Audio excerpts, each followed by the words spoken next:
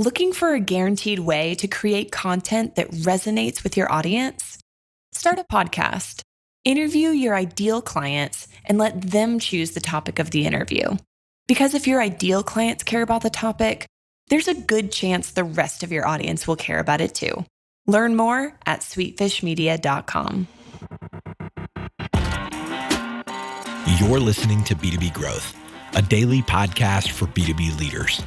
We've interviewed names you've probably heard before, like Gary Vaynerchuk and Simon Sinek, but you've probably never heard from the majority of our guests. That's because the bulk of our interviews aren't with professional speakers and authors. Most of our guests are in the trenches leading sales and marketing teams. They're implementing strategy. They're experimenting with tactics. They're building the fastest growing B2B companies in the world. My name is James Carberry. I'm the founder of Sweetfish Media, a podcast agency for B2B brands, and I'm also one of the co-hosts of this show. When we're not interviewing sales and marketing leaders, you'll hear stories from behind the scenes of our own business. We'll share the ups and downs of our journey as we attempt to take over the world. Just kidding. Well, maybe. Let's get into the show.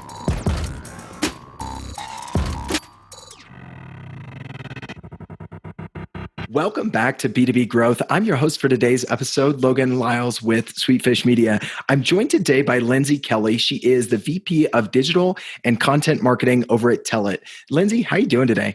I am doing well, Logan. It's so nice to chat with you today. Thanks for having me. Yeah, absolutely. You and I have been meaning to catch up for a bit. I've been a fan of content you've done in the past, even some podcasting you've done. So excited to reconnect with you and be able to share some knowledge with listeners today.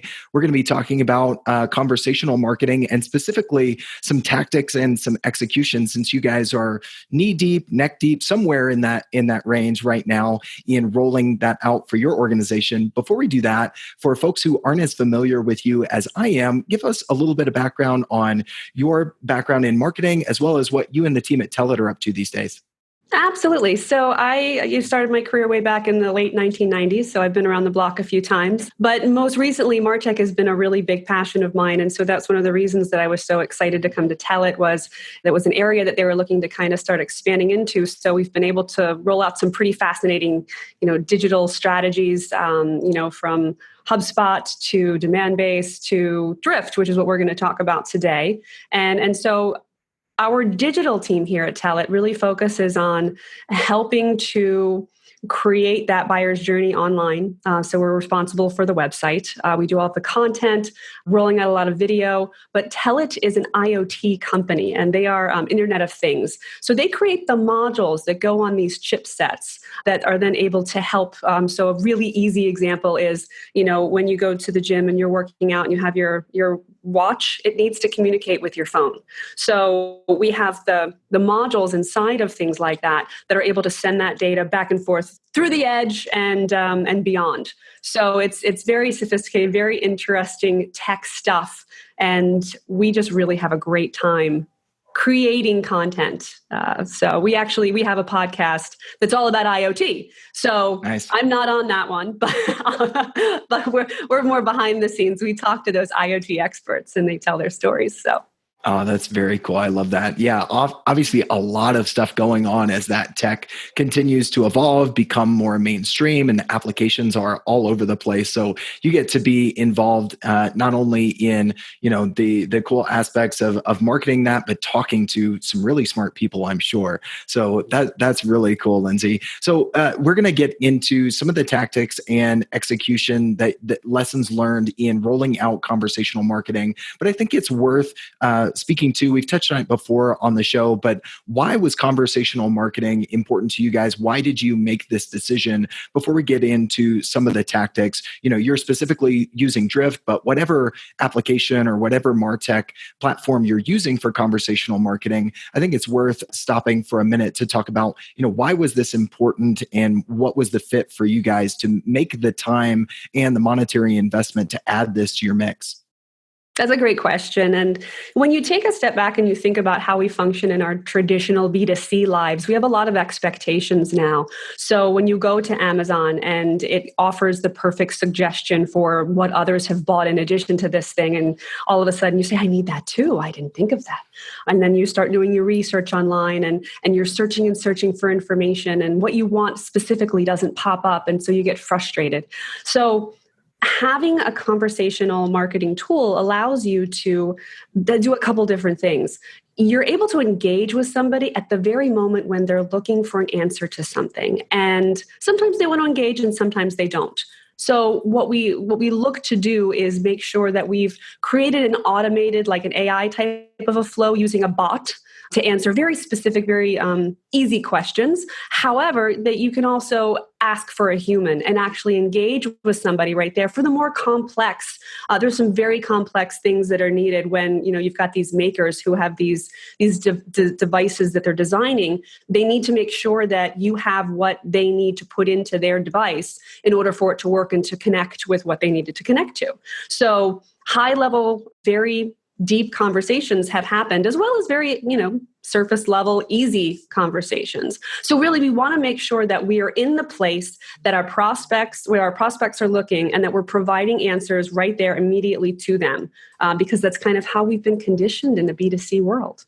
Yeah, absolutely. And it goes back to just fundamentals of marketing, that we want to convey the right message to the right person at the right time. And conversational marketing really leans into that timing aspect, right? That immediacy of response. And like you said, giving that information, that content right when they're looking for it. You touched on something interesting there that I think is worth stopping on. And that is, you can use tools like this to have the conversation with a bot as well as a real human. And I think people are like, people don't want to communicate with a bot. Whereas I think what I like about, Drift's tool is it makes it very clear when you're communicating with a bot versus a real human. And I think people don't mind that. They're just a little rubbed the wrong way when you're trying to trick them, because you can't really trick people these days when it comes to that, right? That is a very good point. And one of the things that we're very upfront with is that Otis bot, is who you're engaging with. And so he even has a little antenna with, the little connectivity things coming out of his head. So you can see he's a cartoon, and his name is Otis bot. And, once he actually offers the opportunity, do you want to engage with a human? Yes or no? And a lot of times in today's kind of personalization world, people want that one-to-one interaction. And it's B to H, it's business to human. So, we're trying to communicate with these humans. We're trying to make sure that we're not overwhelming them. And a lot of times we don't even force them to give us an email address. They just need an answer. So we have a lot of anonymous people, a lot of anonymous site visitors that do come in. And if they convert, that's great. If they don't want to give their email address, that's fine. But one of the things that was really interesting was we started to see the same thing over and over again. Was the sales rep would say, may I have your email address so I can send you a meeting request? And they'll say, actually, here, I don't want to do that unless you can promise me that you're not going to advertise to me and put me in your email database. And so we started to see that, and we're like, wow, people really are now kind of catching on very quickly to the fact that you put your information in for a plain old white paper, and the next thing you know, you're going to have like 5 emails, from this marketing thing and that marketing thing. And it's a little overwhelming today to weed through that kind of inbox clutter that we marketers have kind of created. So we have to adapt with these folks and give them what they want and market to them in a helpful way, not in an overwhelmingly intrusive way. Yeah, it reminds me of something I heard over on Make It Happen Mondays, a great sales podcast that I listen to regularly with John Barrows. He was interviewing the CMO over at 6 Sense, and Latney is her first name. And she was talking about, buyers know that as soon as they give us that email, they're going straight to unsubscribe island, or, just flood your inbox island. And they're wise to that, right? And we know that we get so many fake email addresses. So why are we still pushing for, hey, we got to get the the email address. We got to get them in versus what I hear you guys saying and why we've been a fan of podcasting is, with podcasting, you don't get as many demographics on your listeners. You don't have all of that capability of, I got an email address and I know who they are and but you're delivering value consistently. And if they get value, then they will come back. And that's what I hear you saying and how you guys have implemented, in this case, Drift, but any conversational marketing tool is leaning into, hey, add enough value to where they want to come back as opposed to, I got your email, now I got you, right? So I love that. So let's get into some of the things that you've learned in rolling out conversational marketing with your team, Lindsay. The first you wanted to touch on is beta testing. Tell us a little bit about how you guys went about it and what was important and what were some of the lessons learned there for folks who aren't quite yet to that stage. Yeah, absolutely. The real reason that we did the beta test was because you need a proof of concept. You need to be able to, and especially in a company our size, a global entity, you need to be able to go back and say, here's some data that shows that this is something that will trend towards success. Here's the ROI on this particular tool. And so, we started out and we stumbled a little bit because I started with a team that probably wasn't quite as large of a section of our web traffic as really another area might have been. So it was a smaller part of the business. And the other thing that we figured out was we were asking too many questions, too many qualifying questions with the bot. So we literally had 5 questions for this bot to ask somebody. And that starts to get overwhelming, even though it was just buttons and it kind of determined which direction these folks needed to go to, what kind of expert they would need. We realized we had to cut that out. So, we started cutting that out, saw a little more success. Then we said, you know what? Let's go with the lion's share of the reason that people come to our site. And that's, the modules. With modules comes connectivity. And the module portion, we have so many different types of modules. I said, well, who can I get to help me beta test this that can speak to all of these modules and be an expert on this? So I found one of our VPs of sales in North America. And, he's been doing this a really long time. And he said, I'll take this journey with you. I'll absolutely do it. So he turned out to be the absolute perfect advocate for this because he came into with an open mind. He understood because I told him some of the leads are going to be fantastic and some of them are going to be absolutely horrific. And his favorite story to tell is he had somebody engage on the chatbot with him. That was just a regular Joe, had nothing to do with IoT. He found a tracker on a car that he had recently purchased that was a used car. Inside of that tracker was a Telit module. So he went to the website, the bot popped up, and this guy said, yeah, I want to talk to a human. And so he's like, hey, what is this thing? So it was a really fun story for him. And, it just brings in the whole human element of people have questions. And, that kind of put that guy's mind at ease. Like, oh, okay, this is just, some kind of little tracking device. There's nobody, after me. Well, so that's an interesting story there too, because obviously not a marketing qualified lead, not a sales qualified lead there, right? But you're educating the market a little bit in a way that you wouldn't have otherwise. And yeah, maybe that took a little bit more time, but there are some down the road benefits, I think, of just opening up that curtain and allowing that communication to happen quickly with smart people within your walls of your organization, right? Absolutely. And, he handled that very well. But one of the things that was really great about this individual was his kind of willingness to be available outside of regular business hours, because you can set these tools that the bot will take over after hours. So you don't have, the fear that the sales reps are like, oh my goodness, I'm going to be getting stuff at midnight. You can turn that off. But he didn't do that. He actually found, and this was really interesting, that he got more engagement early in the morning and late at night, when people were just kind of taking their time and researching outside of normal business hours. And some of his most engaging conversations happened at those times. So it was a really interesting thing to discover. Yeah, we've had Drift on our site for a while, and I've seen that as well, where I've gotten engaged with folks at very random times. And, like you said at kind of the top of the interview, Lindsay, our B2C habits are influencing the way that we approach life as B2B buyers, because we're just humans. No matter if we're buying, shampoo or an IoT platform, we do our research when we have time. We do it on our phones a lot of times. And so meeting people where they are.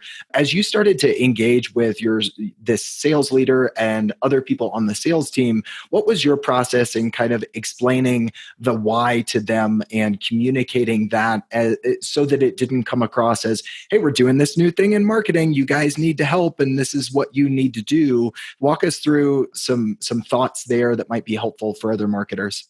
Yeah, Logan. I mean, the funny thing is I had to take this obviously to senior executive leadership to get this buy-in first. So, having the data to show the conversations, the opportunities, and all of that was very helpful to basically get the contract pushed through. But then what was really kind of surprising to me was just how open most of the sales team was to this, because I said, all right, I went to this individual who helped me. His name was Jeff, and I said, Jeff, here's my idea for how we're going to roll this out to the sales guys. I want to invite them to this. I want to show them a couple of things. I want you to be there too, so that you can tell some of these stories. And having him there and almost being like color commentary to the entire overview of walking them through why this was all happening was fantastic. So I would start, kind of sharing a couple stats. I'm not going to bore you guys with all of these stats, but, think about how you buy. And I always try to put them in their own shoes outside of their industry. And I say, how do you, what's your expectation when you do this? And so they start to, nod, and they understand.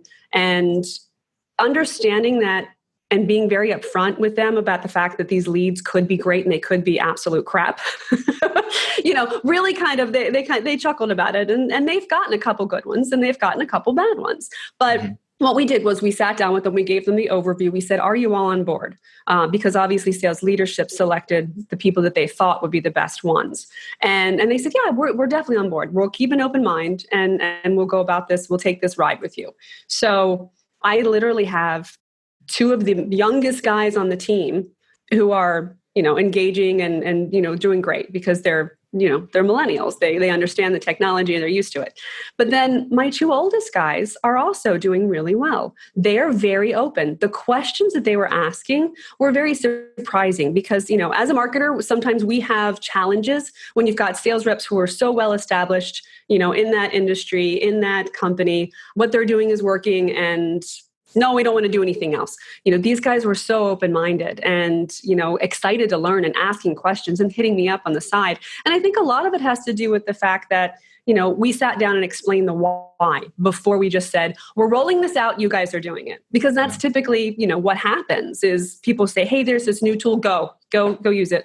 And, why aren't you using it? Well, there was no real why behind it. Yeah, the communication on the why, and then the training of how before you get to, what are you doing with it, right? You got to take that sequential order. And I love the way that you developed a higher level advocate within the sales organization before you did that sequential process. I think led to some success for you guys. At Telit, you guys are a global organization. So I think one other thing that marketers are thinking about in similar organizations is, how do I manage all this now that I get sales buy-in, and now the territory alignment and assignment is all over the map? You could have some hacked off salespeople if you don't manage that effectively, even if they were bought in on the why. So how did you guys manage that next stage of the rollout? So it's actually right now we started with just North America. So I do still have folks in EMEA who are using it from way back in the day, my very first people, and they're still using it and they're finding mild success. But within the North America market, we have actually planned to say, okay, look, every 2 weeks we're going to get together. There's no agenda. We're only going to start talking about the successes that you've seen. You're going to walk me through them. I want to see all of the things that were absolute flops, because we have to refine that. So using the data that they're able to pull in through Clearbit, we can hone in on, all right, we need, in this playbook, don't serve any company that's under $1 million in revenue, or don't serve anything over 500 million in revenue. So we can actually start to hone in on our exact persona and using the firmographic data that's available within those playbooks. Because you don't want the mom and pops. We have a lot of people come in. I mean, when we help them, but I don't want to be pulling them in through a chatbot. We've got students who are makers, and they're trying to, they're like, oh, we want a sample kit. And those are the things that we have to be very mindful of with sales and their time. Yep. So we can weed those people out. So we actually have planned every 2 weeks to go in and really just kind of have a walkthrough session and have them give me feedback and have me look at their stuff and give them feedback as well. So we can help improve the conversations, because there's little tidbits that you can share with them to help them understand. Please don't write a book and don't jump right into sales mode. There's an etiquette to it. And so that was part of actually Drift's training, which was very helpful too, was they show really good examples of what worked well versus what didn't work well. So. Yeah, absolutely. That's a good little nugget there for anyone who's on the other side using a conversational marketing tool or conversational sales. I've heard Chris Handy over at Closed One.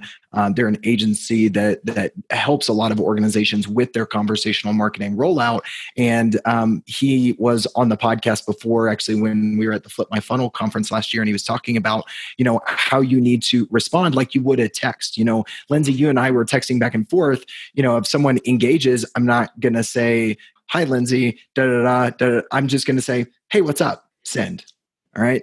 What can I help you with? Send. Like those little snippets converse the way that you would over text, and you're going to get the conversation flowing. So those sorts of things you have to keep in mind. And I think the way that you guys have structured it with these regular check-ins, if it's every 2 weeks or every month, whatever the cadence is for your organization, they can be very effective and keep that buy-in that you worked hard to get in the beginning. So I love all of the practical advice that you're giving to folks who are, at this stage or coming around to this stage of rolling out conversational marketing within their orgs. Lindsay, if anybody listening to this would like to continue the conversation, maybe pick your brain on anything that you've talked about here, or just stay connected with you, obviously an experienced and a smart marketer and just a great person to chat with. So if they want to stay connected with you like I am, what's the best way for them to do that? Oh, thank you, Logan. No, please find me on LinkedIn. I spend a lot of time there. So if you just do the regular LinkedIn address and then / Lindsay Kelley, Lindsay with an AY, Kelley with an EY, no spaces, no periods. That's where you can find my profile on LinkedIn. Please connect. And on Twitter, I am LV Kelley, Kelley with an EY, and send me a tweet and say hi. Awesome. Lindsay, this has been fantastic. Thank you so much for being on the show today. Thanks for having me, Logan. This was awesome. We totally get it. We publish a ton of content on this podcast, and it can be a lot to keep up with. That's why we've started the B2B Growth Big Three, a no-fluff email that boils down our 3 biggest takeaways from an entire week of episodes. Sign up today at sweetfishmedia.com/big3. That's sweetfishmedia.com/big3.